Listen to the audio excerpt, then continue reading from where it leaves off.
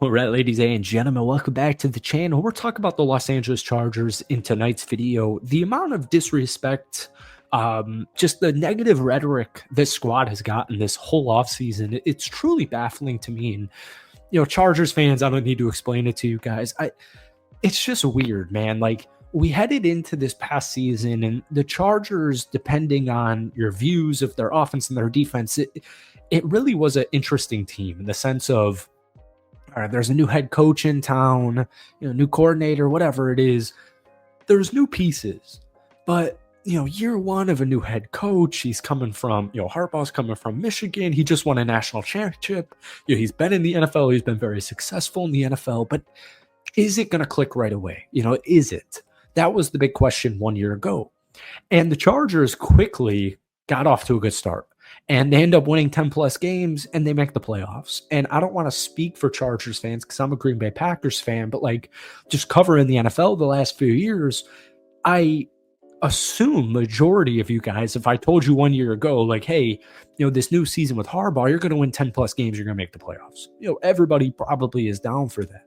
And the way they lost, and to be honest with you, specifically Herbert's interceptions, they've just overshadowed everything the Chargers accomplished last year. And I find it rude. I find it disrespectful, but I get it. That's the way the world is. That's the way the media world is these days. And you guys know, if you've been following this channel, I don't understand what the issue is.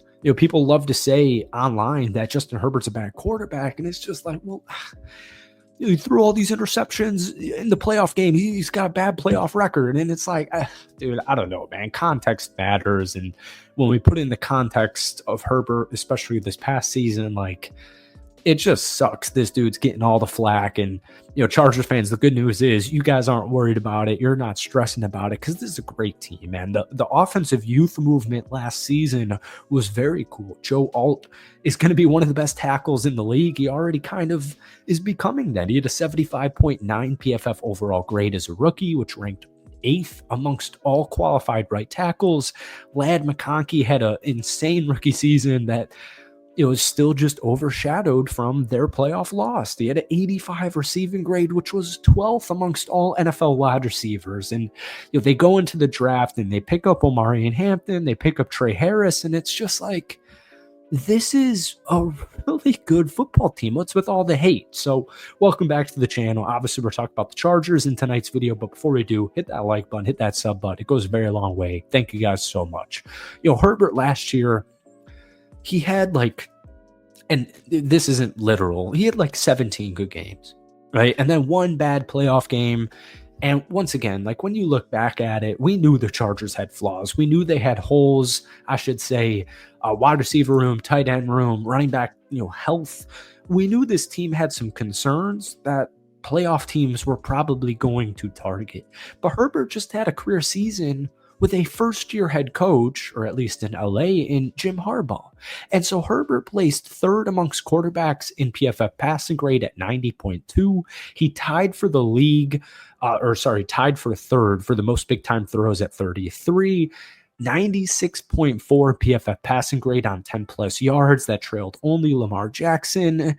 And when you look at the wide receiver room, it was inconsistent, right? Outside of a rookie in Ladd McConkey, it was just inconsistent. So even looking at the ground game, the Chargers ended the 2024 campaign with the 4th worst PFF rushing grade in the NFL at 69.6. They tied for the 7th lowest rushing yards per attempt at 4.1.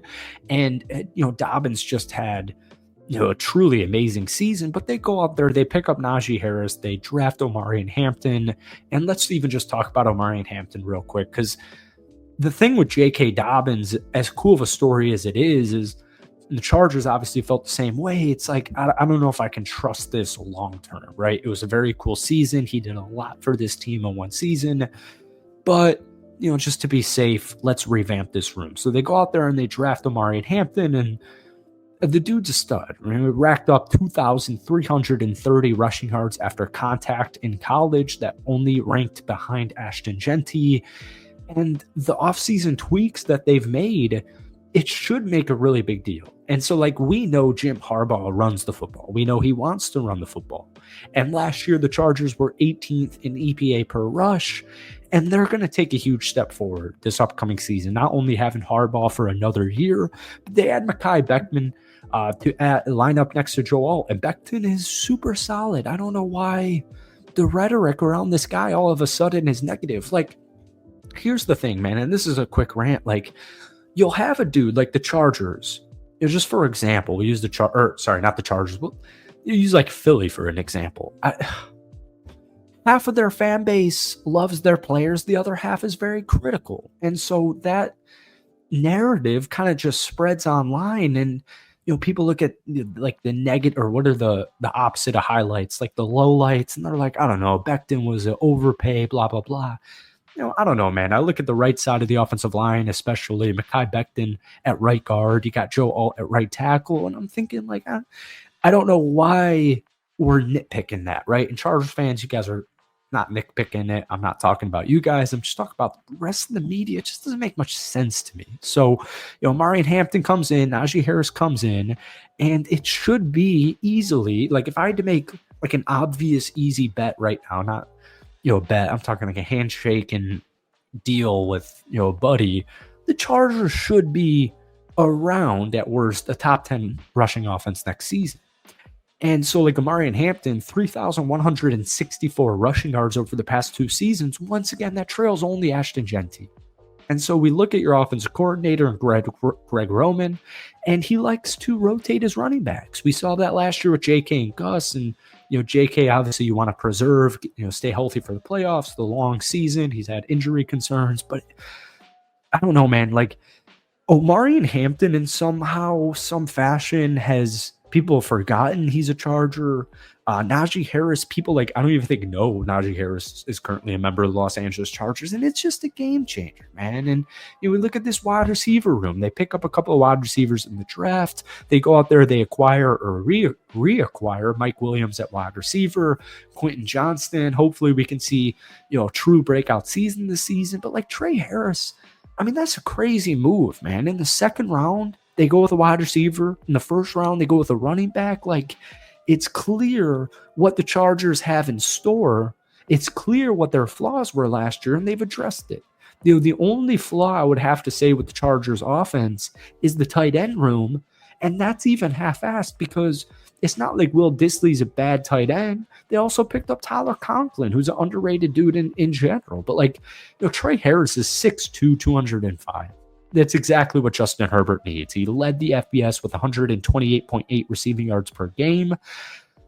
He only played 8 games because of injury, but if he stays healthy, I'm not really too concerned about his injuries.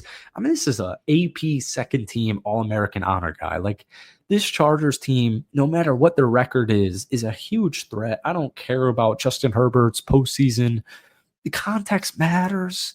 And in this case, the Chargers are terrifying. All right. That's it for tonight. I hope you guys enjoyed it. Hit that like button, hit that sub button. We'll see you guys later. Peace.